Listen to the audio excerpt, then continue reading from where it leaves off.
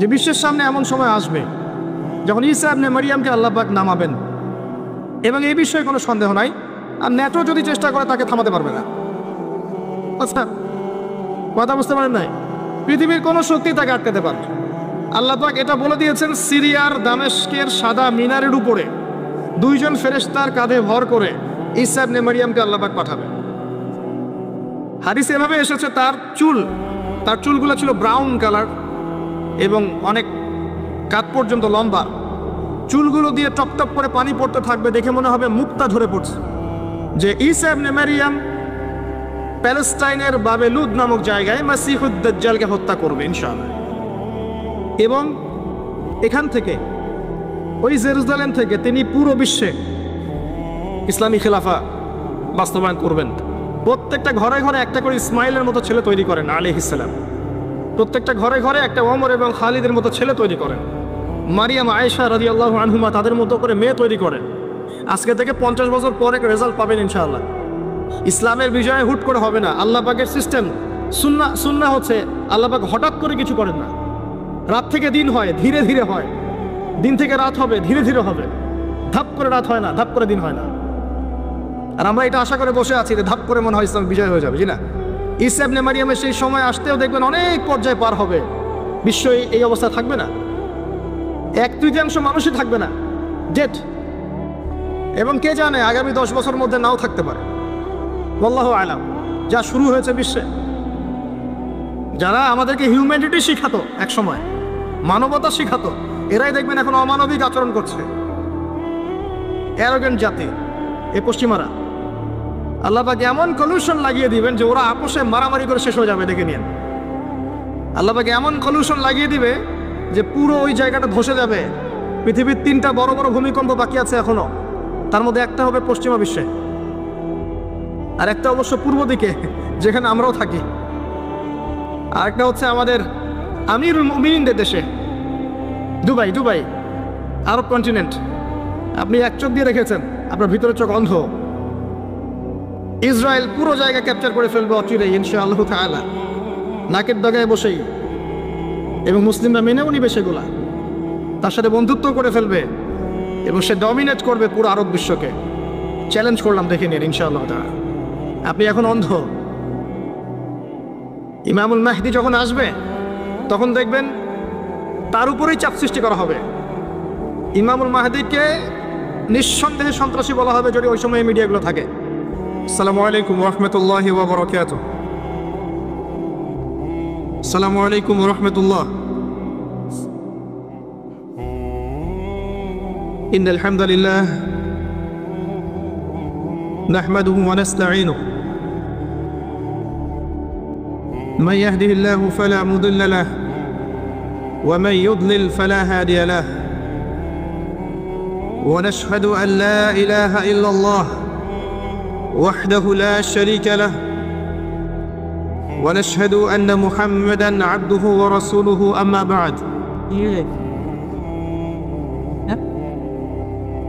فأعوذ بالله من الشيطان الرجيم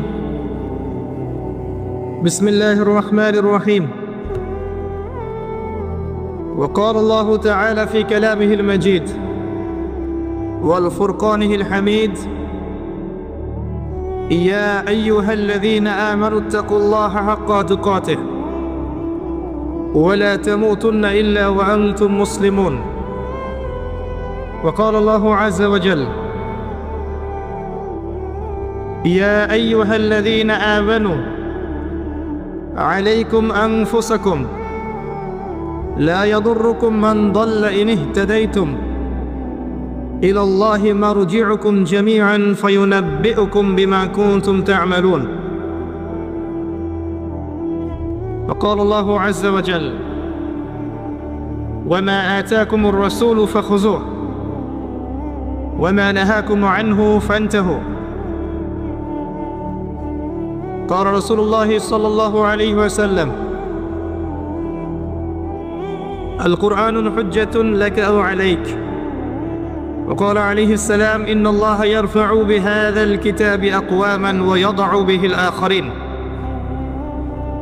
رب اشرح لي صدري ويسر لي أمري واحلل عقدة من لساني يفقه قولي اللهم فقهنا في الدين وعلمنا التأويل اللهم اجعلنا منهم الذين آمنوا وعملوا الصالحات وتواصوا بالحق وتواصوا بالصبر الحمد لله যাবতীয় প্রশংসা এবং গুণগান একমাত্র মহিয়ান ও গরিয়ান আল্লাহ রাব্বুল আলামিনের জন্য, যে আল্লাহ পাক নাজিল করেছেন মহাবিশ্বয় মহাগ্রন্থ আল কোরআনুল কারীম, যে আল্লাহ পাক আমাদেরকে মুসলিম পরিবারে জন্মগ্রহণ করার তৌফিক দান করেছেন, মুহাম্মদ সাল্লাল্লাহু আলাইহি ওয়াসাল্লামের উম্মত হওয়ার সৌভাগ্য দান করেছেন, আজকের মাহফিলে সুস্থ শরীরে আসার তৌফিক দান করেছেন। সকলেই বলি আলহামদুলিল্লাহ। অগণিত অসংখ্য দরুদ এবং সালাত বর্ষিত হোক মহান আল্লাহ প্রেরিত সর্বশেষ নবী এবং চূড়ান্ত নবী মানবতার মুক্তির দূত মুহাম্মদুর রাসূলুল্লাহ সাল্লাল্লাহু আলাইহি ওয়াসাল্লামের প্রতি। আমরা একটাবার দরুদ শরীফ পড়ি, আল্লাহুম্মা সাল্লি আলা মুহাম্মদ ওয়া আলা আলি মুহাম্মদ কামা সাল্লাইতা আলা ইব্রাহিম ওয়া আলা আলি ইব্রাহিম ইন্নাকা হামিদুম মাজিদ। আল্লাহুম্মা বারিক আলা মুহাম্মদ ওয়া আলা আলি মুহাম্মদ কামা বারাকতা আলা ইব্রাহিম ওয়া আলা আলি ইব্রাহিম ইন্নাকা হামিদুম মাজিদ। সম্মানিত উপস্থিতি, কেমন আছেন আপনারা?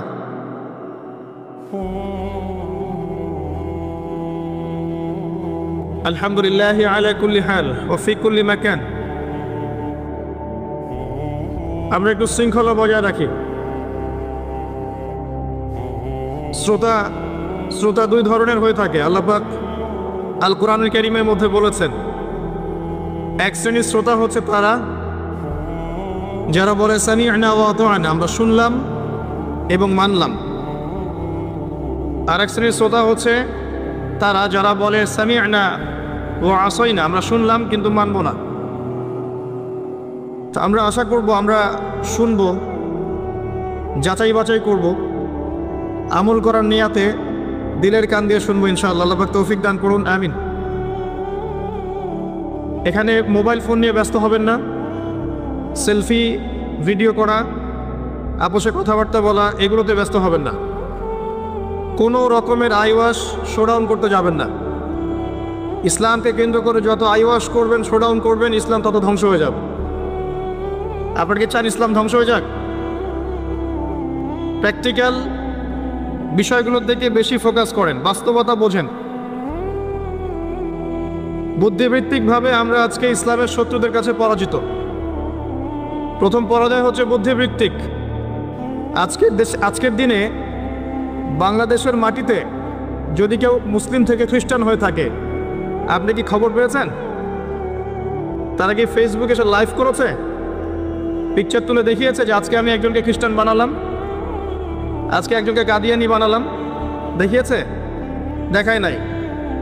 কিন্তু আমরা পান থেকে চুন খসলেই সবাইকে দেখানোর জন্য বেশি ব্যস্ত হয়ে যাই। আর এগুলোতেই আমাদের বিপদ ডেকে নিয়ে আস। এত বেশি আবেগ ভালো না। ভালোবাসা ভালো জিনিস, অতিরিক্ত আবেগ ভালো না। আল্লাহ পাক আমাদেরকে বাস্তবতা বোঝার তৌফিক দান করুন। বাস্তবতা আমি আপনাকে দেখাচ্ছি। বাস্তবতা হচ্ছে এই যে বাংলাদেশের 90% মুসলিম, দেখবেন তার মধ্যে 90% 5 ওয়াক্ত নামাজ পড়ে না। এটা হচ্ছে আপনার বাস্তবতা। বাংলাদেশের যে কোনো মাহফিলে যাবেন, একটাই স্লোগান আমি শুনেছি, আল কোরআনের আলো ঘরে ঘরে জ্বালো। খুব সুন্দর কথা, কিন্তু আপনি খেয়াল করে দেখবেন ম্যাক্সিমাম পরিবারেই কোরআনের আলো জ্বালার মতো কোনো মানুষ নাই। আপনি জরিপ করে দেখবেন যে 90% মুসলিমের মধ্যে কতজন মানুষ বিশুদ্ধ করে কোরআন তেলাওয়াত করতে পারে। আপনি দেখবেন 80%ও পারে না। কিন্তু এই কোরআনের জন্য জীবন দিতে চায়, সেই বইটা সে অর্থসহ পড়তে পারে না।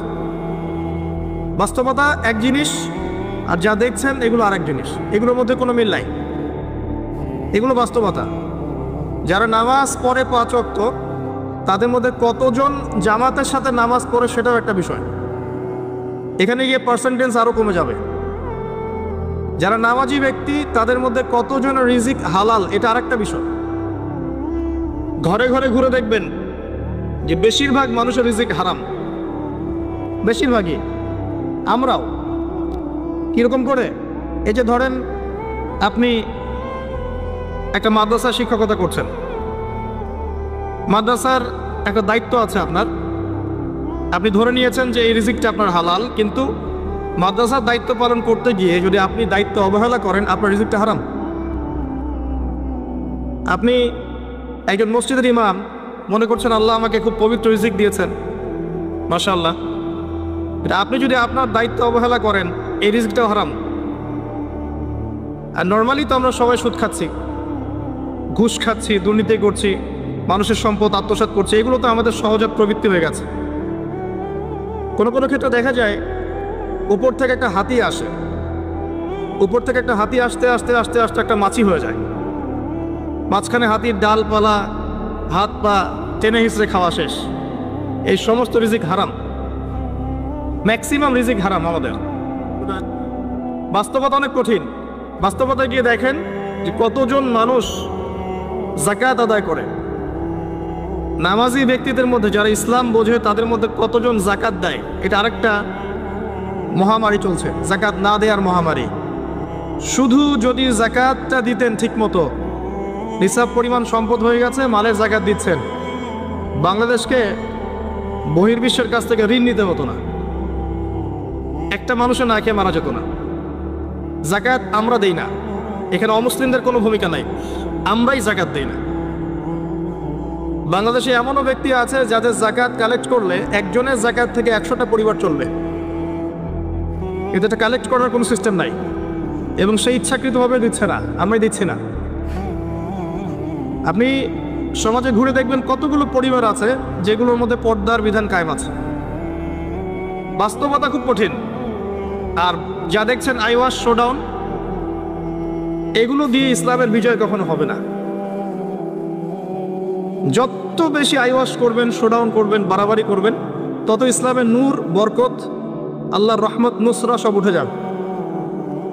আর ইসলামিক ব্যক্তিত্বদেরকে নিয়ে তো মোটেই করা উচিত নয়, কারণ রিয়া বা অহংকার বলে একটা কথা আছে, যার কলবের মধ্যে যাররা পরিমাণ অহংকার থাকবে এই ব্যক্তি জান্নাতে যাবে না। অহংকার মুক্ত থাকতে চায় আলেম ওলামা শ্রেণীর মানুষ, কিন্তু তাদেরকে নিয়ে মানুষের অতিরিক্ত বাড়াবাড়ির কারণে মনের মধ্যে অনেক সময় রিয়া অহংকার চলে আসতে পারে। এর ফলে সেই ব্যক্তিও জাহান্নামের খোরাক হচ্ছে, বলে নাউজুবিল্লাহ। সূক্ষ্মতা আমি আপনাকে বোঝাচ্ছি। রাসূলুল্লাহ সাল্লাল্লাহু আলাইহি ওয়াসাল্লাম বলেছেন, অন্ধকার রাতে কালো পাথরের উপরে কালো পিঁপড়া হেঁটে গেলে যেমন টের পাওয়া যায় না, আমি আবার বলছি, অন্ধকার রাতে কালো পাথরের উপরে কালো পিঁপড়া হেঁটে গেলে যেমন দেখা যায় না, এভাবেই মনের মধ্যে অহংকার রিয়া চলে আসতে পারে। যদি আসে, আমার জন্য জান্নাত হারাম, নাউজুবিল্লাহ। তো এই যে আমাদের একটা সংস্কৃতি তৈরি হয়েছে, সিস্টেমটা ঠিক করেন ভাই। কথা বলতে কমফোর্ট ফিল করছি না, আমার মনে হয় অডিয়েন্সও ভালো করে কথা শুনতে পারছে না। সাউন্ড একটু কমায় দেন, পারলে কমায় দেন। এই যে প্রতিধ্বনি হচ্ছে, ইকো কমায় দেন। তো প্রিয় ভাইরা, আল্লাহর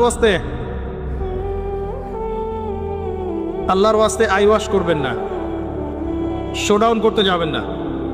দিন ইসলামের বেসিক জিনিসগুলো নিয়ে কাজ করেন। আমি আপনাকে বেসিক জিনিস বোঝাচ্ছি। বেসিক হচ্ছে 5 ওয়াক্ত নামাজ। আমাদের মধ্যে কতজন মানুষ দৈনিক 5 ওয়াক্ত সালাত আদায় করি, এটা বুঝতে হবে। বেসিক হচ্ছে আপনার যাকাত প্রদান করা। ইসলামের বেসিক হচ্ছে আপনার পরিবারে পর্দা থাকবে। ইসলামের বেসিক আপনার পরিবারে তালিম হবে। প্রত্যেক পরিবার থেকে একটা করে মানুষ অন্ততপক্ষে কোরআনওয়ালা হবে, আলেম হবে বা হাফেজ হবে, এটা আমাদের দাবি ছিল। এগুলো বেসিক, যে মুসলিমরা হালাল খাবে, হারামে সম্পৃক্ত হবে না, সাধ্যমতো আল্লাহর দ্বীনের দাওয়াত দিবে মানুষকে। এগুলো বেসিক। এই বেসিকগুলো ঠিক আছে কিনা খেয়াল করে দেখেন। আমি আপনাকে গ্যারান্টি দিচ্ছি এই বেসিকগুলো আমাদের ঠিক নাই। এমন পরিবার খুঁজে পাবেন না যে পরিবারের মধ্যে অলমোস্ট 100% মানুষ 5 ওয়াক্ত নামাজ পড়ে। এখন এই যুগে খুঁজে পাওয়া দুষ্কর। ইল্লা মাশাআল্লাহ, এমন পরিবার আপনি খুঁজে পাবেন না যেখানে দেখবেন প্রত্যেক সদস্য কোরআন তেলাওয়াত করতে পারে, ইল্লা মাশাআল্লাহ, বা কোরআনের হাফেজ বা আলেম হয়েছে, খুব কম। এমন পরিবার এখন খুঁজে পাওয়া দুষ্কর যেখানে প্রত্যেকটা রিজিক হালাল, পরিবারের মধ্যে কোনো অপসংস্কৃতি নাই, পরিবারের মধ্যে ফ্রি মিক্সিং নাই, সুদ নাই, হারাম টাকা আসছে না, বেপরদামি নাই, পরিবারের ছেলেমেয়েরা আল্লাহর ওয়াস্তে আল্লাহর লাইনে পড়াশোনা করছে, দ্বীনের খেদমত করার চেষ্টা করছে, এমন পরিবার খুব রেয়ার। যখন বেসিক ঠিক থাকবে না তখন বড় বড় স্বপ্ন দেখে আসলে কোনো লাভ নাই। একটা বিল্ডিং নির্মাণ করতে চান, তার বেস যদি ঠিক না থাকে তাহলে আপনি 10-20 তলার স্বপ্ন দেখে আসলে কোনো ফায়দা নাই।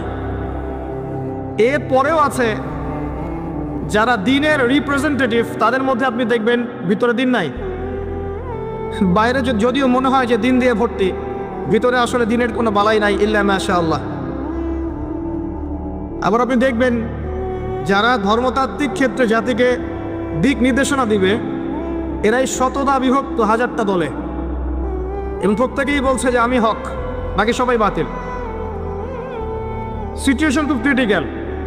এর উপরে আবার আছে সামাজিক অবক্ষয়, এর উপরে আবার আছে রাজনৈতিক সমস্যা, তার উপরে আবার আছে বৈশ্বিক ওয়ার্ল্ড অ্যাফেয়ার্সের প্রবলেম এবং ইকোনমিক স্যাংশন, অর্থনৈতিক দাসত্ব। সব মিলিয়ে বিশ্বের অবস্থা ভালো না। এখানে তৃপ্তির ঢেকুর তোলার কোনো সুযোগ নাই যে সব কিছু সুন্দরভাবে চলছে, আসলে তা নয়। এখন প্রথমত দৃষ্টিভঙ্গির কথা বলবো। দৃষ্টিভঙ্গি পরিবর্তন না করতে পারলে সমস্যা আছে। বাস্তবিক হন, প্র্যাকটিক্যালে মুসলিমদের অবস্থা আসলে ভালো না। এবং পুরো বিষয়ের রিয়েলিটি বুঝতে হলে আপনাকে খিদির আলাইহিস সালাম হতে হবে। এই ব্যক্তি আবার কে? খিদির আলাইহিস সালামকে পাবেন কোথায়? কোথায় আছে? সূরা কাহফে আছে। নবী মুসা আলাইহিস সালাম প্রশ্ন করছেন, নৌকাটা কেন ফুটা করলেন? নবী মুসা আলাইহিস সালাম প্রশ্ন করছেন, এই বাচ্চাটাকে কেন হত্যা করলেন? নবী মুসা আলাইহিস সালাম প্রশ্ন করছেন, দেয়ালটা কেন নির্মাণ করলেন? মুসা আলাইহিস সালাম বাইরের চোখ দিয়ে দেখছেন, তিনি ভিতরের কথা বুঝতে পারছেন না। কিন্তু খিদির আলাইহিস সালাম আল্লাহর নূর দিয়ে দেখছেন, তাই তিনি দূরদর্শিতার সাথে দেখতে পাচ্ছেন প্রতিটা ঘটনার পিছনের কারণ কি।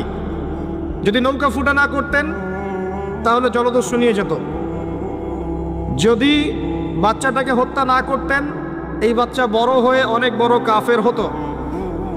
যদি এই দেয়াল নির্মাণ না করতেন, এই দেয়ালের নিচে রাখা সন্ত সম্পদ এতিম বালকরা পেত না। ঘটনা কি পড়েছেন কখনো? এই ঘটনা কারা কারা পড়েছেন? হাত তোলেন দেখি। এই হচ্ছে বাস্তবতা, হাত নামান। এই ঘটনাটা একটা আপনাকে এপিস্টিমোলজি দিবে। এপিস্টিমোলজি মানে হচ্ছে জ্ঞানতাত্ত্বিক দর্শন। এটা একটা ফিলোসফিক্যাল থট, জ্ঞানতাত্ত্বিক দর্শন, এপিস্টিমোলজি, জ্ঞান তত্ত্ব। মুসা আলাইহিস সালাম বাইরের চোখ দিয়ে দেখছেন। এখনকার পুরো বিশ্বের এডুকেশনাল ফিলোসফিটা এরকমই, সবাই বাইরের চোখ দিয়ে দেখতে চায়। কিন্তু খিদির আলাইহিস সালাম ভিতরের চোখ দিয়ে দেখতেন। তিনি বুঝতে পেরেছেন কেন নৌকা ফুটা করতে হবে, কেন এই বাচ্চাকে হত্যা করতে হবে, কেন দেয়া নির্মাণ করতে হবে। এটা মুসা আলাইহিস সালাম বুঝতে পারেন নাই। অতএব এই বিশ্বে যদি আপনি প্রতিটা বিষয়ের সমাধান চান, সলিউশন ফাইন্ড আউট করতে চান, রিয়েলিটি বুঝতে চান, তাহলে আপনাকে এক চোখ দিয়ে দেখলে হবে না। শুধু বাইরের চোখ দিয়ে দেখলে আপনি সব বুঝতে পারবেন না, ফুল স্টপ। শুধু বাইরের চোখ দিয়ে দেখলে আপনি সব বুঝতে পারবেন না। আই রিপিট, শুধু বাইরের চোখ দিয়ে দেখলে আপনি সব বুঝতে পারবেন না। আপনাকে আল্লাহর নূর দিয়ে দেখতে হবে, আল্লাহর কলব দিয়ে, আপনার জাগ্রত কলব দিয়ে দেখতে হবে, যেমনটা খিদির আলাইহিস সালাম করেছেন। বাহ্যিক চোখ দিয়ে আপনি সব কিছুকে দেখলে মনে হবে যে বিশ্ব এগিয়ে যাচ্ছে, কিন্তু ভিতর দিয়ে দেখলে, আল্লাহর নূর দিয়ে দেখলে বুঝতে পারবেন বিশ্ব আগাচ্ছে ঠিকই, কিন্তু তার ধ্বংসের দিকে আগাচ্ছে। সময়ের জন্য অপেক্ষা করতে থাকেন, এক পর্যায়ে কথাগুলো বুঝে আসবে ইনশাআল্লাহ। হয়তো এখন মাথার উপর দিয়ে যাচ্ছে, ইল্লা মাশাআল্লাহ। আগে জ্ঞানতাত্ত্বিক দর্শনটা ঠিক করেন। আমাদের দর্শনটা এখন এমন যে চাক্ষুষ যা দেখব সেটাই সত্য। অথবা পরীক্ষা নিরীক্ষা পর্যবেক্ষণের মাধ্যমে যে সিদ্ধান্তে আসা যাবে সেটাই সত্য। এবং আমাদেরকে পশ্চিমা বিশ্ব এটাই শিখিয়েছে, পশ্চিমারা আমাদেরকে এটাই শিখিয়েছে যে পরীক্ষা নিরীক্ষা, যুক্তি, বিজ্ঞান, দর্শন এগুলোর মানদণ্ডে যা লাভ করা যাবে সেটাই জ্ঞান, এর বাইরে জ্ঞানের কোনো অস্তিত্ব নাই। এই জন্যে আল্লাহ তারা বিশ্বাস করে না, কারণ আল্লাহকে দেখা যায় না, সিম্পল। মালায়েকা ফেরেশতা তারা বিশ্বাস করে না, কারণ ফেরেশতাকে দেখা যায় না। জিন জাতিকে তারা বিশ্বাস করে না, কারণ তাকে দেখা যায় না। একইভাবে রূহ বা আত্মা, স্বপ্নের ব্যাখ্যা, আপনার ঘুম, আপনার কবরের আযাব, মিজান, পুলসিরাত, জান্নাত, জাহান্নাম, আগেকার আসমানি কিতাব, নবী রাসূলগণ, কাউকে দেখা যায় না, অতএব এগুলোর কোনো অস্তিত্ব নাই। এটা তাদের দর্শন এবং এই ফিলোসফি দিয়ে সারা বিশ্ব এখন চলছে। লান নুমিনা লাকা হাত্তা নারাল্লাহা জাহরা, যেমনটা বনু ইসরাইল বলেছিল, সূরা বাকারার দিকে আছে প্রথম থেকে, হে মূসা আমরা তোমার কথায় বিশ্বাস করব না যতক্ষণ না আল্লাহকে চাক্ষুষ দেখছি। কিন্তু Islamic philosophy different. Islamic philosophy হচ্ছে এমন, ওয়াকুলিল হাক্কু মির রাব্বিকুম, হক বা জ্ঞান, সত্য তোমার রবের পক্ষ থেকে আসে। ফালা তাকুনান্না মিনাল মুমতারিন, তুমি সন্দেহবাদীদের অন্তর্ভুক্ত হও না। সূরা কাফির 29 নম্বর আয়াতে আল্লাহ পাক আরো বলেছেন, ওয়াকুলিল হাক্কু মির রাব্বিকুম ফামান শাআ ফালইউমিন ওয়া মান শাআ ফালইয়াকফুর।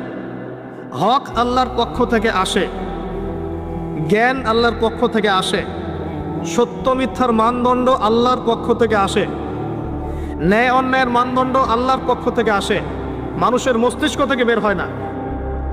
আর আল্লাহর পক্ষ থেকে যা আসে তাকে যুক্তি, বিজ্ঞান, দর্শন এগুলো দিয়ে প্রমাণ করা যাবেই, এটা জরুরি না। এমন অনেক বিষয় হতে পারে আল্লাহর পক্ষ থেকে আসতে পারে যেটাকে আপনি যুক্তি, বিজ্ঞান, দর্শন দিয়ে প্রমাণ করতে পারবেন না, কারণ এগুলোর সীমাবদ্ধতা আছে, আল্লাহর জ্ঞানের কোনো সীমাবদ্ধতা নাই। আমার কথা কি বোঝা যায়? কথাগুলো হয়তো ইয়াংরা বুঝতে পারবেন। আর আমি জানি লেকচার যত আগাবে মুরব্বীরা তত উঠে চলে যাবে, আমি এটা ফিল করেছি আর কি। কিন্তু আমি এটা বিশ্বাস করি আগামী দিনের ইসলামের ধারক এবং বাহক হবেন যুবকরা ইনশাআল্লাহ, এবং যুবতীরাও, এবং আমাদের পরবর্তী জেনারেশন যারা আমাদের ছেলে বা মেয়েরা আসছে তারা, আমাদেরকে দ্বারা যদি খেদমত না হয়, কাজ না হয়, এবং আমরা যদি দায়িত্ব পালন করতে না পারি, আল্লাহ পাকের একটা সুন্নাহ আছে, সেটা হলো সূরা মুহাম্মাদের শেষের দিকে আছে, ইয়াস্তাবদিল কওমান গায়রাকুম, আল্লাহ পাক অন্য কওমকে তোমাদের জায়গায় নিয়ে আসবেন, তোমাদেরকে সরিয়ে দিবেন। আমার মতো অপদার্থকে দিয়ে যদি কাজ না হয়, আল্লাহ পাক আমাদেরকে সরিয়ে দিবেন, দিয়ে অন্য বড় বড় স্কলার তৈরি করবেন ইনশাআল্লাহ।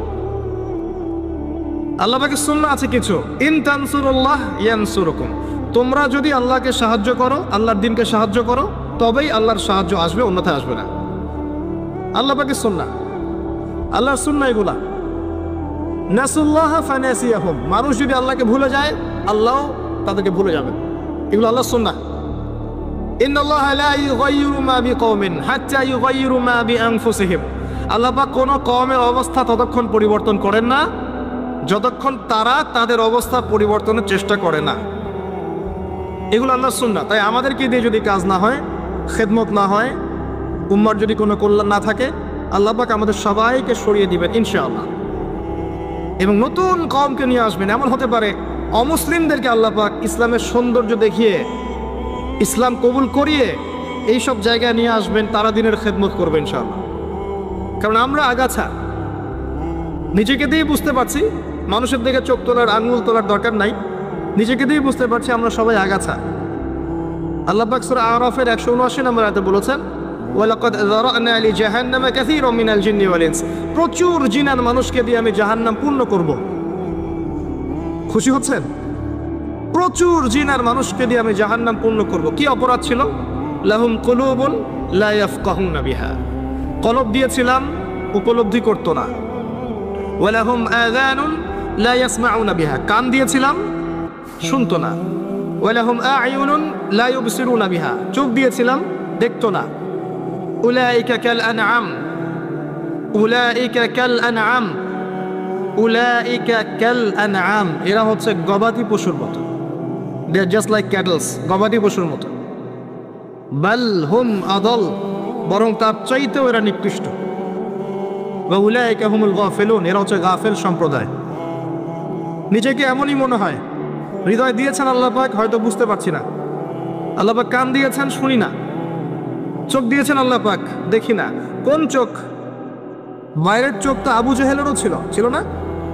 তা আবু জেহেল দেখতে পারলো না কেন? সত্য কোনটা? তার কোন চোখ অন্ধ ছিল? হৃদয়ের চোখ। আলী রাদিয়াল্লাহু আনহু আর আবু জেহেল দুজনকে আপনি চোখের ডাক্তারের কাছে পাঠান, চোখ টেস্ট করান, দেখবেন দুজনের বাইরের চোখ মাশাআল্লাহ 6 পারফেক্ট চোখ। এখন আবু জেহেলের কোন চোখটা অন্ধ, যে কারণে সে আলী রাদিয়াল্লাহু আনহুর মতো সত্যকে চিনতে পারলো না? উত্তর দেন। হৃদয়ের চোখ। আল্লাহ পাক এই চোখের কথা বলেছেন, ওয়ালাহুম আ'য়ুনুন লা ইউবসিরুনা বিহা, চোখ দিয়েছিলাম, দেখে নাই। তারা গবাদি পশুর মতো, বরং তার চাইতেও নিকৃষ্ট। 5 বার আজানের ডাক হচ্ছে, হাইয়া আলাস সালাহ। এক ওয়াক্ত নামাজ জামাতের সাথে পড়বে না, আপনি কি একে গবাদি পশুর চেয়ে বেশি মনে করেন? নিসাব পরিমাণ সম্পদ হচ্ছে বছরের পর বছর, একদিনও যাকাত দেয় নাই, আপনি কি তাকে পশুর চেয়ে বেশি মনে করেন? সুযোগ পেলেই সুদ খাবে, ঘুষ খাবে, দুর্নীতি করবে, জিনা করবে, ব্যভিচার করবে, আপনি কি তাকে মনে করেন সে পশুর চেয়ে বেটার? ছেলেদের পোশাক পরে রাস্তাঘাটে ঘুরছে, আপনি কি মনে করছেন পশুর চেয়ে বেটার? জুয়া, ক্যাসিনো, মাদকের মধ্যে ডুবে আছে টিকটক প্রজন্ম, টিকটক প্যারালাইজড প্রজন্ম, অপদার্থ, জানোয়ারের মতো এবং একই সাথে বুদ্ধিবৃত্তিকভাবে প্রতিবন্ধী। এই প্রজন্মকে দিয়ে আপনি আশা করছেন ইসলামের পতাকা নিয়ে তারা সামনে যাবে? এরা কি জন্তু জানোয়ার চেয়ে বেটার? জীবনের কোনো উদ্দেশ্য নাই। এই যে বাবা মা পড়াশোনা করাচ্ছে, টাকা খরচ করছে লক্ষ লক্ষ কোটি কোটি টাকা, ওর জীবনে কোনো উদ্দেশ্যই নেই। 20 বছর 25 বছর পড়াশোনা করার পরে 25টা কোরআনের আয়াত সে বলতে পারে না। এটা তো অনেক দূরের কথা, ইভেন ওযুর ফরজ কয়টা তাও বলতে পারবে না। কি আশা করছেন? ধর্মতাত্ত্বিকভাবে আমরা যারা আছি দেখবেন সত্য লিপিবদ্ধ আছে কোরআন এবং হাদিসে, তারপরেও স্বীকার করবে না। সে নিজেই হক, বাকি সব বাতিল। উম্মাকে টুকরা টুকরা করতে করতে এখন 73,000 দলে ভাগ করে ফেলেছে। একটা ব্যক্তি যখন হেদায়েত প্রাপ্ত হয়ে ইসলামের দিকে আসতে চাইবে, সে কনফিউজড, আমি যাবো কোথায়? সবাই তো আমাকে ডাকছে হ্যামিলনের বাসিওয়ালার মতো, আসো আমার কাছে, আসো, তোমার জান্নাত দরকার, আমার কাছে আসো, জান্নাতের সার্টিফিকেট নিয়ে যাও, জান্নাতের লিজ লাগলে নিয়ে যাও। অ্যাটিটিউড এরকম। আল্লাহ পাক এমনি বলেন নাই উলাইকা কাল আনআম, এরা গবাদি পশুর মতো, বাল হুম আদাল, বরং তার চাইতেও নিকৃষ্ট। আল্লাহর সুন্নাহ বলছিলাম, যদি আমাদের অ্যাটিটিউড এমন হয়, আল্লাহ পাক আমাদেরকে সরিয়ে দিবেন। আল্লাহ পাকের কিচ্ছু যায় আসে না। এর বাইরে ম্যাক্সিমাম মানুষকে দেখবেন বস্তুবাদী, শুধু পেটের চিন্তা। একটা বাড়ি, একটা গাড়ি, একটা জমি জমা, একটা চাকরি, একটা স্ট্যাটাস, আমি 3 বেলা কিভাবে খাবো, আমার পরিবার কিভাবে সিকিউর থাকবে, দ্যাটস অল। এটাই আমার লাইফের উদ্দেশ্য। কি দাড়িওয়ালার, কি দাড়ি ছাড়া, সবারই। হ্যাঁ, আমরা যারা ইসলামের রিপ্রেজেন্টেটিভ সেজে বসে আছি, এইসব চেয়ারে বসছি, এদের মধ্যে অনেক মানুষ আছে তাদের উদ্দেশ্য দুনিয়া।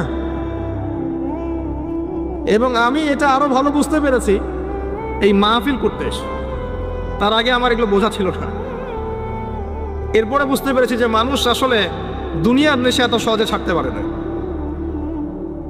তো কাদের হাতে আপনি ইসলামের বিজয় যাচ্ছেন?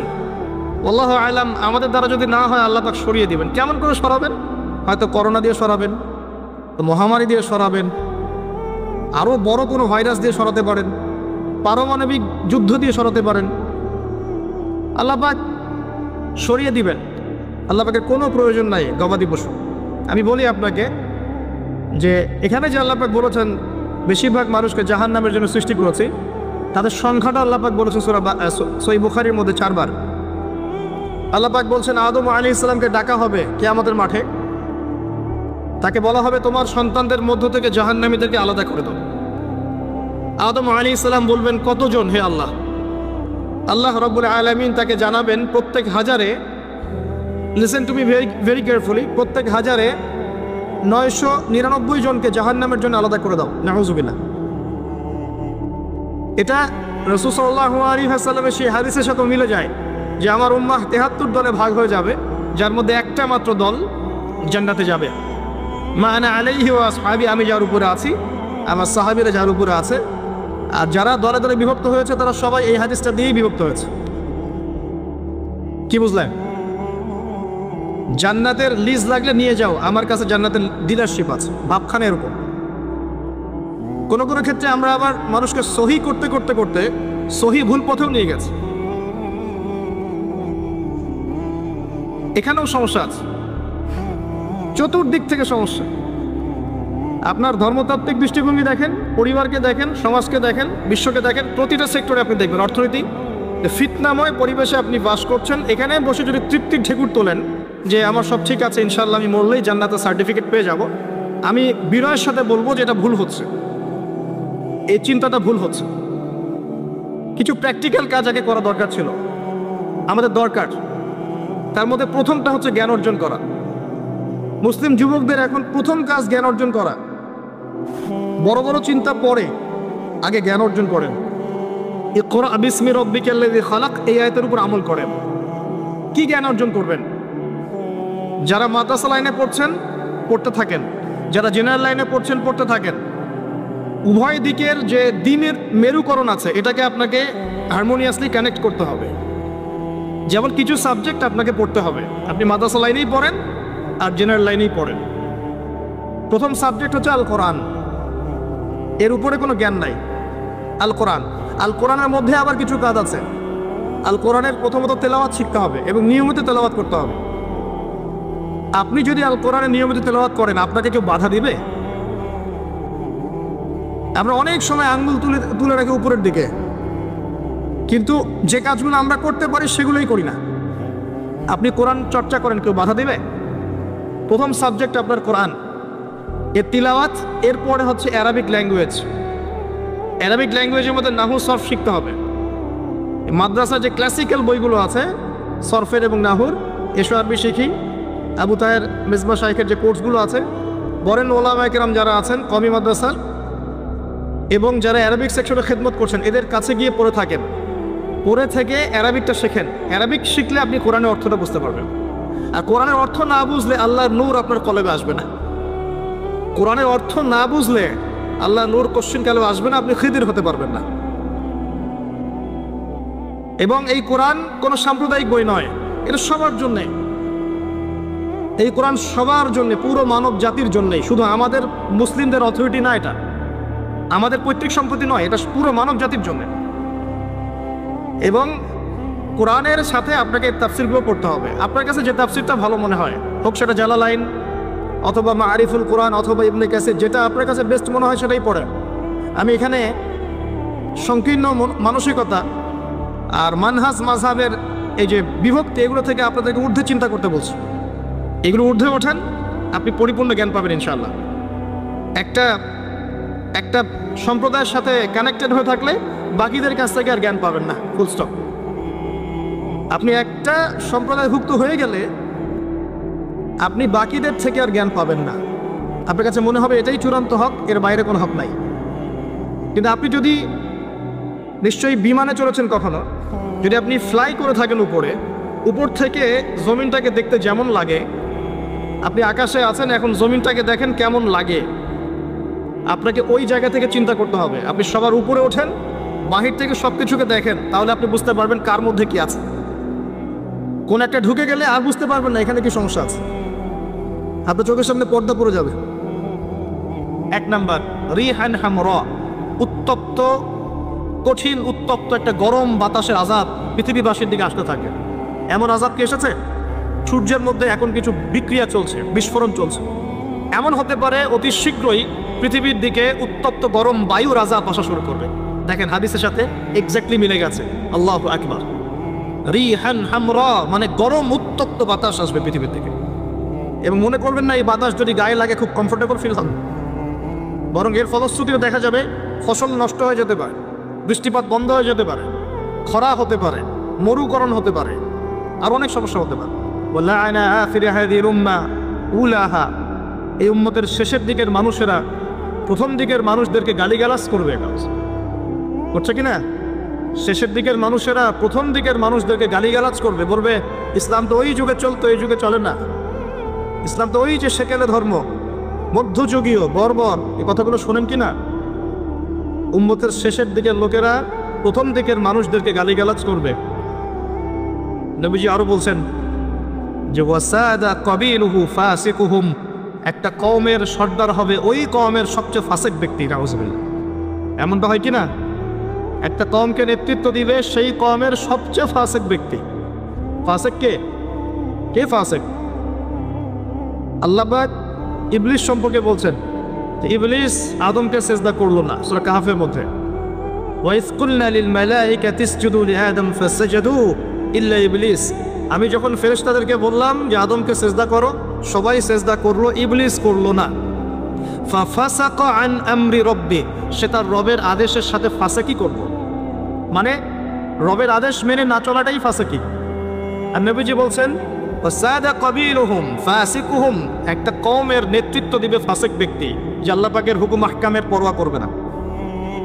ও কানা যাঈমুল কওমি আরযালাহুম, সমাজের সবচেয়ে নিকৃষ্ট মানুষকে কর্তৃত্বের আসন দেওয়া হবে। এগুলো হচ্ছে কি না সমাজের মধ্যে? আরো বলছেন ওয়াজাহরাতিল আসওয়াতু ফিল মাসাজিদ, মসজিদগুলোর মধ্যে শোরগোল হট্টগোল বেড়ে যাবে। যাচ্ছে কি না? যখন এমন হবে নবীজি বলছেন ইয়াখসিফুল্লাহু বিহিমুল আরদ, আল্লাহ রাব্বুল আলামিন ওই সম্প্রদায়কে এই ভূমি সহ নিচে ধসিয়ে দিবেন বলে নাউযুবিল্লাহ। এবং ভূমিকম্প আসছে কি না? আরো বলছেন নবী সাল্লাল্লাহু আলাইহি ওয়াসাল্লাম ওয়ায়াজআলুল্লাহু মিনহুমুল কিরাদাতা ওয়াল খানাজির, আল্লাহ রাব্বুল আলামিন তাদের মধ্যে কিছু মানুষকে শুয়োর এবং বানর বানিয়ে দিবেন বলে নাউযুবিল্লাহ। আর মানুষ কিন্তু বাহ্যিকভাবে বানর হয় না, দেখা যায় ভিতর থেকে বানর হয়ে গেছে, ভিতর থেকেই বানর হয়ে গেছে। ভিতর থেকে বানর মানে কি? বানর হচ্ছে এমন প্রাণী যে পাবলিকলি জেনা করে, পাবলিকলি জেনা করে। বানরের স্বভাবটা আপনাকে বলছে। বানরের স্বভাব কি? প্রাইভেট লাইফ আর পাবলিক লাইফে পার্থক্য বানর বোঝে না। কোন কাজগুলো প্রাইভেট লাইফে করতে হয় আর কোন কাজগুলো পাবলিকলি করতে হয়, এই কমন সেন্সটা বানরের নাই। আমার কথা কি বুঝতে পারছেন? প্রাইভেট লাইফ মানে যে কাজগুলো আমরা ব্যক্তিগত জীবনে করি, গোপন কাজ। আর পাবলিক মানে যে পাবলিকলি আমরা সবাই বসে আছি এখন, পাবলিক লাইফ। তো প্রাইভেট লাইফ আর পাবলিক লাইফের পার্থক্যটা বানর বোঝে না। আর আল্লাহ পাক কি শাস্তি দিবেন? বানর বানিয়ে দিবেন। সত্যি সত্যি কি মানুষ এখনো বানর হয়েছে? কাউকে দেখেছেন যে মানুষ থেকে বানর হয়ে গেছে? এমন কি হয়েছে এখনো? শুধু সূরা বাকারা একটা দলিল আছে, শনিবারের সীমা লঙ্ঘন করার জন্য আল্লাহ পাক বনু ইসরাইলদের একটা দলকে মানুষ থেকে বানর বানিয়ে দিয়েছিলেন। এই একটা দলিল কোরআনে পাওয়া যায়। এই উম্মতের মধ্যে কখনো শুনেছেন উম্মত মুহাম্মাদির কোনো ব্যক্তি মানুষ থেকে বানর হয়ে গেছে?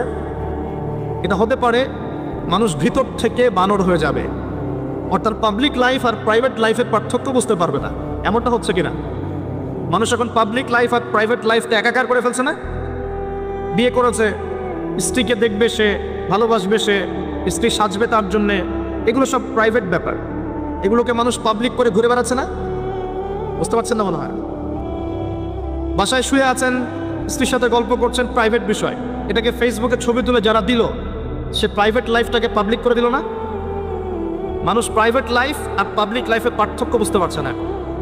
নবীজি আরো বলছেন ওয়ায়াজআলুল্লাহু মিনহুমুল কিরাদাতা ওয়াল খানাজির, এবং আল্লাহ পাক তাদের মধ্যে কিছু শুয়োরও বানিয়ে দিবেন। কি বানিয়ে দিবেন? শুয়োর কেমন? ওর সামনে ভালো কিছু দিবেন, ভালো কিছু, ফ্রেশ খাবার দেন, ভালো কিছু দেন, টাটকা খাবে না। বাসি পচা নোংরা আবর্জনা তার সামনে দিবেন, খুব মজা করে করে খাবে। এখান থেকে কি বুঝলাম? এক শ্রেণীর মানুষ বের হবে উম্মতে যারা হালাল জিনিস ওদের কাছে ভালো লাগবে না, হারাম ভালো লাগবে। বুঝতে পারছেন না মনে হয়? হালাল খাবার দেন ভাল লাগে না, হারাম মাদক খেতে হয়, গাঁজা খেতে হয়, ইয়াবা খেতে হয়, ফেন্সিডিল খেতে হয়, না হলে ঘুমিয়ে আসেন। গরুকে চড়াবেন তামাকের মাঠ, তামাক যেখানে চাষ হয়। আমরা ওই যে বান্দরবন ওই এলাকার দিকে প্রোগ্রাম করতে গিয়ে দেখেছিলাম, মানে বিঘার পর বিঘা জমিতে খালি তামাক চাষ হচ্ছে, তামাক। ওই জমিগুলোর মধ্যে গরু ছাগল চড়ে না, কারণ গরু ছাগলও জানে যে এগুলো খাওয়ার জিনিস না। বুঝতে পারছেন কথা? কিন্তু মানুষ গোগ্রাসে খাচ্ছে, দোলছে, খাচ্ছে, টানছে। শুয়োর কেমন প্রাণী? যার সামনে ভালো কিছু দিলে সে খাবে না, খারাপটা দিলে আপনি খাবে। হালাল ভালো লাগছে না, হারাম ভালো লাগছে। আল্লাহ পর্দাকে হালাল করেছেন, পর্দা ভালো লাগে না, বেপর্দামি ভালো লাগে। আল্লাহ পাক আল্লাহ রাব্বুল আলামিন ইসলাম নাজিল করেছেন, কোরআন সুন্নাহ ভালো লাগে না, মানব রচিত ধর্ম ভালো লাগে, মানব রচিত বিধান ভালো লাগে। আল্লাহ রাব্বুল আলামিন হালাল খাবার দিয়েছেন, ভালো লাগছে না, খাবারটাকে ম্যানুফ্যাকচার করে ভেজাল দিয়ে খাওয়াতে হবে। আল্লাহ পাক দিয়েছেন পবিত্র সম্পর্ক, পবিত্র সম্পর্ক ভালো লাগে না, অপবিত্র জেনা ভালো লাগে। আল্লাহ পাক দিয়েছেন পবিত্র বৈবাহিক সম্পর্ক, ভালো লাগে না, পরকীয়া ভালো লাগে, জেনা ভালো লাগে, পতিতাবৃত্তি করতে ভালো লাগে। এটা শুয়োরের স্বভাব। কার স্বভাব? এটাই হতে পারে সেই ব্যাখ্যা আল্লাহ পাক বলছেন, তার নবীর মাধ্যমে জানাচ্ছেন। আল্লাহ পাক এই উম্মতের কিছু মানুষকে বানর বানিয়ে দিবেন, আবার শুয়োর বানিয়ে দিবেন। ভিতর থেকে বানর আর শুয়োর হয়ে যাচ্ছে মানুষ। আর এখন এগুলোই শেখানো হয় যে আমাদের পূর্বপুরুষকে নাকি মানব থেকে তৈরি করা হয়েছে। এই আকীদায় যে বিশ্বাস করে সে স্পষ্ট কাফের। যে এরকম কোন আকীদায় বিশ্বাস করবে সে স্পষ্ট কাফের, এবং তাকে কেউ কাফের মনে না করলেও সে কাফের। এখানে বড় বড় অনেক ওলামায়ে কেরাম আছেন, আমি আসলে তাদের সামনে কথা বলতে লজ্জা বোধ করছি। আপনারা তাদের কাছ থেকে ফতোয়া জিজ্ঞাসা করেন। কেউ যদি বিশ্বাস করে যে আল্লাহ পাক মানুষকে নিজ হাতে আদম আলাইহিস সালামকে সৃষ্টি করেন নাই, বরং মানুষ বানর থেকে আস্তে আস্তে আস্তে আস্তে মানুষ হয়েছে, এই কথা যদি কেউ বিশ্বাস করে তাহলে সে ঈমান থাকবে না কুফরি হবে? ঈমান থাকবে? পশ্চিমকালেও না। একজনকে চার্জ করা হচ্ছে। অবশ্যই এখানে একটা বিষয় আছে, এটা হয়তো সবাই ধরতে পারছে না। এখানে কিন্তু ইস্যু কয়েকটা আছে। একটা হচ্ছে বিবর্তনবাদ, একটা হচ্ছে ইতিহাস বিকৃতি, একটা হচ্ছে সমকামিতা শিক্ষা প্রদান করা, একটা হচ্ছে ইসলামিক যে মুভমেন্ট সেটাকে সবার সামনে নেগেটিভলি উপস্থাপন করা। এরকম কিছু ইস্যু কিন্তু উঠেছে। আমরা কিন্তু ব্যস্ত হয়ে আছি এই বানর আর মানুষ নিয়ে, তাই না? এখানে বানর আর মানুষটা মূল জিনিস না। এই পুরো জিনিসটার মূল বিষয়টা হচ্ছে এমন কিছু প্রবর্তন করার চেষ্টা করা হচ্ছে যেগুলোর উপরে যদি আমাদের প্রজন্ম 10, 20, 30 বছর পড়াশোনা করে তাহলে 20 বছর পর একটা প্রজন্ম আসবে যারা আল্লাহকেই চিনবে না। এইটা উদ্দেশ্য ছিল, এটা উদ্দেশ্য। আরেকটা বড় উদ্দেশ্য হচ্ছে ইতিহাসকে বিকৃত করা। খেয়াল করে দেখবেন ফরায়েজি আন্দোলন, হাজী মোহাম্মদ শরীয়তুল্লাহ, তিতুমির, এই যে ইংরেজ বিরোধী বিপ্লবে যারা সর্বোচ্চ নেতৃত্ব দিয়েছিলেন আলহামদুলিল্লাহ, তাদের নামগুলো আস্তে আস্তে আস্তে আস্তে কিন্তু মুছে ফেলার চেষ্টা করা হচ্ছে। এবং এই জায়গায় কিন্তু এমন কিছু শাসনকে হাইলাইট করা হচ্ছে, যেমন সেন শাসন, খেয়াল করেন নাই? তাদেরকে হাইলাইট করার চেষ্টা করা হচ্ছে, এটা খুব ভালো ছিল। একটা জায়গায় দেখলাম লিখেছে ওইটা নাকি গণতান্ত্রিক ছিল। তা আমরা প্রশ্ন করতে চাই, ওই সময় গণতন্ত্র ছিল? সেন আর পাল বংশের সময় গণতন্ত্র বলে কিছু ছিল? কি দিয়ে মানুষকে কি শেখাচ্ছে আল্লাহ ভালো জানে। তো শিক্ষা ব্যবস্থার বেহাল দশা। কি দশা? বেহাল দশা। আমাদের সন্তানদের ব্যাপারে যদি আমরা সতর্ক না হই তাহলে ওই যে নবীজি বললেন দিন, ভূমিকম্প, আল্লাহর আযাব গজব আসার অন্যতম কারণ হবে ধর্ম বিবর্জিত শিক্ষা চালু করা। এবার শোনেন কি আযাব আসবে এই কাজগুলো করলে। এই কাজগুলো করলে কি আযাব আসবে একটু শোনেন, এরপরে আমি সামনের দিকে যাচ্ছি। কাজগুলো কি? যখন আমরা আমানতের খেয়ানত করব, এক, যখন গনিমতের মাল রাষ্ট্রীয় সম্পদকে নিজের বলে চালিয়ে দিব, যখন আমরা স্ত্রীদের আনুগত্য করে মাকে কষ্ট দিব, বন্ধুদেরকে কাছে টেনে নিয়ে বাবাকে কষ্ট দিব, যখন ধর্ম বিবর্জিত শিক্ষা চালু করব, যখন আমরা গায়িকা নর্তকীদেরকে বেশি প্রমোট করব, তাদেরকে বাড়িয়ে দিব, মসজিদে হট্টগোল বেড়ে যাবে, কানের কাছে বাদ্যযন্ত্র বাজবে, জেনা বাড়বে, অশ্লীলতা বাড়বে, ফাহেসা কাজ বাড়বে, এবং কমে নেতৃত্ব দিবে ফাসেক ব্যক্তি, সমাজের সবচেয়ে নিচু শ্রেণীর মানুষ উঁচু উঁচু বিল্ডিং নির্মাণের প্রতিযোগিতা করবে, এবং দাসীদার মনিবকে জন্ম দিবে, মানে সত্য মিথ্যা ন্যায়ের মানদণ্ড উল্টে যাবে। যখন এমন হবে তখন নবীজি বলছেন ফালইয়ারতাকিবু ইনদা যালিকা, তখন ধেয়ে আসবে। কি ধেয়ে আসবে? এক নাম্বার রিহান হামরা, উত্তপ্ত, কঠিন উত্তপ্ত একটা গরম বাতাসের আযাব পৃথিবীবাসীর দিকে আসতে থাকে। এমন আযাব কি এসেছে? গরম উত্তপ্ত বাতাস কি আসছে? একটু নাসার গবেষণাগুলো করে দেখেন বাসায় গিয়ে। তারা বলছে সূর্যের মধ্যে এখন কিছু বিক্রিয়া চলছে, বিস্ফোরণ চলছে। এমন হতে পারে অতি শীঘ্রই পৃথিবীর দিকে উত্তপ্ত গরম বায়ুর আযাব আসা শুরু করবে। দেখেন হাদিসের সাথে এক্স্যাক্টলি মিলে গেছে। আল্লাহু আকবার।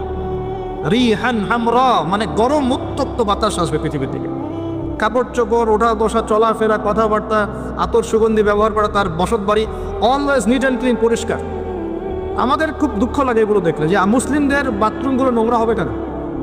আর তুহুরু শাতরুল ইমানই তো বুঝাতে পারলাম, পবিত্রতা, নিট অ্যান্ড ক্লিন, চকচকা ঝকচকা থাকবে মুসলিমদের বাড়িঘর। এটা হলো পবিত্রতা, ইমানের একটা অংশ, ইমানের অর্ধেকই পবিত্রতা। আমাদের বাড়িঘর, পোশাক পরিচ্ছদ, চেহারা সুরত সব পরিষ্কার থাকতে হবে, এক ঝকঝক করবে। এটা মুসলমানের বাড়ি দেখলে বোঝা যাবে। হিন্দু ভাইদের বাসায় গিয়ে দেখা যায় পূজা করার আলাদা জায়গা আছে, মুসলমানদের বাসায় নামাজের জায়গা খুঁজে পাওয়া যায় না। এটা কেন? মুসলিমদের বাসায় নামাজের জায়গা খুঁজতে হয়, নামাজ পড়ার জায়গা কোথায় দেখান? বাসা বানাচ্ছেন 5 তলা 10 তলা, এগুলোর সামনে কবরস্থান হবে, কারণ ভূমিকম্প আসতেছে, আগেই বলছে। তো বানান আর উঁচু উঁচু বানান। 10 তলা বাড়িতে একটা জায়গা পাওয়া যায় না নামাজ পড়ার জন্য। ড্রয়িং রুমে নামাজ পড়তে হয়, বেডরুমে নামাজ পড়তে হয়, বাথরুমের সামনে নামাজ পড়তে হয়। অথচ একটা ছোট্ট হিন্দু ভাইয়ের বাসায় গিয়ে দেখেন, তার ইবাদত, তাদের ইবাদত মানে তাদের ভাষায় বলছি, উপাসনা তাদের করা আলাদা জায়গা আছে, দেখেন নাই? তাহলে ধর্মকে কে বেশি শ্রদ্ধা করে? আমার কোনো ফিকির আছে নামাজ নিয়ে? বাড়িতে কাজের বুয়া থাকার জায়গা আছে, নামাজ পড়ার জায়গা। বাড়িতে গোডাউন আছে, গোডাউন রাখার জায়গা। বাড়িতে টয়লেট আছে, 5টা 6টা টয়লেট, সব ইংলিশ, নামাজের জায়গা নেই। বাড়িঘর বানাবেন, আলাদা করে নামাজের জায়গা করবেন। আজকেই বাসায় গিয়ে বাসা ঠিক করবেন কোন জায়গায় নামাজে, ওই ঘরটা পরিষ্কার থাকবে, আরও বেশি পরিষ্কার থাকবে, আতর খুশবু দেওয়া থাকবে, ওখানে আগর আতর থাকবে, আগর তো জ্বালান আপনারা, একটা আধ্যাত্মিক পরিবেশ থাকবে, ঢুকলেই নামাজ পড়তে ইচ্ছা করবে। আর বাড়িঘরের টয়লেট হবে পরিষ্কার পরিচ্ছন্ন। আমাদের মুসলিম জাতি নিট অ্যান্ড ক্লিন, পরিষ্কার জাতি। আমরা সবসময় রাসূল সাল্লাল্লাহু আলাইহি ওয়াসাল্লামের মতো টিপটাপ পরিবারই থাকবো ইনশাল্লাহ। পারবো তো ইনশাল্লাহ? আল্লাহ কবুল করে নেবে। রাতের বেলা অবশ্যই সূরা বাকারা শেষের 3 আয়াত পড়তেই হবে, পারা যাবে ইনশাল্লাহ। নিজের উপর এটাকে ফরজ করে নিয়ে নেবে। আল্লাহ পাক তার নবীকে ওয়াদা করেছেন, এই ওয়াদাটা খুব ভালো করে শোনেন। আল্লাহ পাক তার নবীকে একটা ওয়াদা করেছেন, হে নবী মুহাম্মদ সাল্লাল্লাহু আলাইহি ওয়াসাল্লাম, তোমার উম্মতের যে কোনো ব্যক্তি, তোমার উম্মতের যে কোনো ব্যক্তি যদি আসমান জমিনের সমান গোনা নিয়ে আমার সামনে দাঁড়ায়, আসমান জমিন সমান গোনা মানে সুদ খাইছে, ঘুষ খাইছে, ধরেন দুর্নীতি করছে, আপনার জেনা করেছে, হ্যাঁ চুরি করেছে, ইত্যাদি ইত্যাদি, অনেক পাপ করেছে। হয়তো কিছু পাপের শাস্তি দুনিয়ায় পেয়েছে, কিছু শাস্তি মৌতের সময় যন্ত্রণার সময় পেয়েছে, কিছু শাস্তি কবরে পেয়েছে, আবার কিছু শাস্তি হাসরের মাঠে পেয়েছে। এভাবে শাস্তি দেওয়া হবে ধাপে ধাপে, এবং এর মধ্য দিয়ে গোনাগুলো মাফ হবে। আবার কিছু সময় আল্লাহ পাক পরীক্ষা করেছেন, জান দিয়ে, মাল দিয়ে, সম্পদের ক্ষতি দিয়ে। তো তোমার উম্মতের যে কোনো ব্যক্তি যত বড় পাপ নিয়ে আসুক না কেন, আসমান জমিন ভরায় ফেলুক পাপ দিয়ে, কিন্তু তার আমল নামায় যদি আমার সাথে শিরকের পাপ না থাকে, আমি তার সামনে আসমান জমিন সমান ক্ষমা নিয়ে হাজির হব ইনশাআল্লাহ, মানে আল্লাহ মাফ করে দিবেন। তাহলে প্রিয় ভাই, শিখলাম যে আমাদের আমল নামাকে শিরক মুক্ত করতে হবে, রাজি আছেন ইনশাআল্লাহ? যত রকম শিরক আছে, চিন্তার শিরক, আপনার কাজের শিরক, কথার শিরক, সমস্ত শিরক ত্যাগ করতে হবে। আমাদের রবকে, খাওয়ানকে, সন্তান দেনকে, বাঁচানকে, মারেনকে, রিজিকের মালিককে, ভালো মন্দের মালিককে, ইহকাল পরকালে কল্যাণের মালিককে, আমার ইবাদত পাওয়ার যোগ্যকে, আমার ভালোবাসা পাওয়ার যোগ্যকে, আমি ভয় করব কাকে, আমি শ্রদ্ধা করব কাকে, আমি সবচেয়ে বেশি সম্মান করব কাকে, আমি কার জন্য বাঁচবো, কার জন্য মরবো, কার জন্য জীবন উৎসর্গ করব, সব কার জন্য হবে, ব্যাস এই যথেষ্ট। লা ইলাহা ইল্লাল্লাহ এর মানে এইটা, মানে হচ্ছে আল্লাহ পাকই সব কিছু, আল্লাহ ছাড়া কিছুই না, আল্লাহর জন্যই সব কিছু। লা ইলাহা ইল্লাল্লাহ আমরা ক্ষেত্র বিশেষে মানি। এখন যেমন দেখাচ্ছি, মসজিদে গিয়েছি, এখানে মাশাআল্লাহ লা ইলাহা ইল্লাল্লাহ মানছি। ঠিক আমি ব্যবসা করতে চলে গেলাম, ওখানে গিয়ে মাপে কম দেওয়া শুরু করলাম, আমার মনে হচ্ছে আল্লাহ আমাকে এখন দেখছেন না। তার মানে ব্যবসায় লা ইলাহা ইল্লাল্লাহ নাই, মসজিদে আছে। এরকম হয় না? আবার একজন চাকরি করতে গিয়েছে, টেবিলের নিচ দিয়ে ঘুষ নিচ্ছে, ওর মনে হয় এখানে হয়তো লা ইলাহা ইল্লাল্লাহ নাই। আবার একজন সুদ খাচ্ছে অর্থনৈতিক জীবনে গিয়ে, তার ধারণা এখানে আল্লাহ পাক তাকে ধরবেন না, এটা দুনিয়ার বিষয়, আর মসজিদটা হচ্ছে আখিরাতের বিষয়। আমরা ইসলামটাকে এরকম ভাগ করে ফেলেছি। কেউ পলিটিক্স করতে আসছে, তার মনে হয় যে এখানে লা ইলাহা ইল্লাল্লাহের দরকার নাই, এখানে আমি যা ভালো বুঝি তাই, সমাজের নিয়মকানুন আমি যেমন করবো তেমন, আল্লাহর বিধান পরে, এটা পরে দেখা যায়। ওই যুগে চলতে, এই যুগে চলে না, এমন চিন্তা এখন মানুষ হয়তো, এমন চিন্তা না। শিক্ষা অর্জন করতে গিয়েছেন, এখানে লা ইলাহা ইল্লাল্লাহ দরকার না, লা ইলাহা ইল্লাল্লাহ মসজিদে হবে, মাদ্রাসা হবে, চিন্তাটা এমন এখন। অথচ জীবনের প্রতিটা ক্ষেত্রে লা ইলাহা ইল্লাল্লাহ বাস্তবায়ন না করা পর্যন্ত কেউ মুমিন মুসলিম হতে পারবেও না। ইবাদত করছি, এখানে যেমন আল্লাহ ছাড়া কোনো ইলাহ নাই, অর্থনৈতিক জীবনেও আল্লাহ ছাড়া কোনো ইলাহ নাই। ঠিক একইভাবে শিক্ষা জীবনেও আল্লাহ ছাড়া কোনো ইলাহ নাই, আমার পারিবারিক জীবনেও আল্লাহ ছাড়া কোনো ইলাহ নাই। আমার পলিটিক্যাল লাইফেও আল্লাহ ছাড়া কোনো ইলাহ নাই, এর নাম লা ইলাহা ইল্লাল্লাহ। এই হলো বিষয়। একটা কথা প্রাসঙ্গিক এসেই যায়, মুহাম্মদুর রাসূলুল্লাহ তাহলে কি? মুহাম্মদুর রাসূলুল্লাহ হচ্ছে জীবনের প্রতিটা ক্ষেত্রেই এই একমাত্র ব্যক্তি আমার আদর্শ। উনি ছাড়া আমি কাউকে আদর্শ রূপে গ্রহণ করতে পারি না। এই হলো মুহাম্মদুর রাসূলুল্লাহ। চেহারা থেকে শুরু হবে, আমার চেহারা হবে তার মতো, চুলদাড়ি তার মতো, পোশাক আশাক তার মতো, আমার বাড়িঘর তার মতো। বাড়িঘর তার মতো বলতে তার রুচিবোধ, তার সুন্নত অনুযায়ী। নবী সাল্লাল্লাহু আলাইহি ওয়াসাল্লামের মাটির বাড়ি, আপনি চাইলে ইট পাথরে করতে পারেন, কোনো সমস্যা তো না, কিন্তু সেই বাড়িতে নবীর সুন্নত ছাড়া অন্য কোনো সুন্নত চলবে না। চলবে? আচ্ছা, আপনার পরিবার, এটা হবে মুহাম্মদ সাল্লাল্লাহু আলাইহি ওয়াসাল্লামের আদর্শে। শিক্ষার জীবন রাসূলের আদর্শে, ব্যবসায়ী জীবন রাসূলের আদর্শে, চাকরি করতে গিয়েছেন তার আদর্শ মেনে চলতে হবে, সমাজনীতি পরিচালনা করছেন তার আদর্শ মানতে হবে, মানতে আপনি বাধ্য। আপনি আরও বড় দায়িত্ব পেয়েছেন, বিশ্ব নেতা হয়েছেন, তখন বিশ্বটাকে চালাতে হবে তার সুন্নত মতো, আপনি তখন বাধ্য এটা করতে। যদি না করেন তাহলে মুহাম্মদুর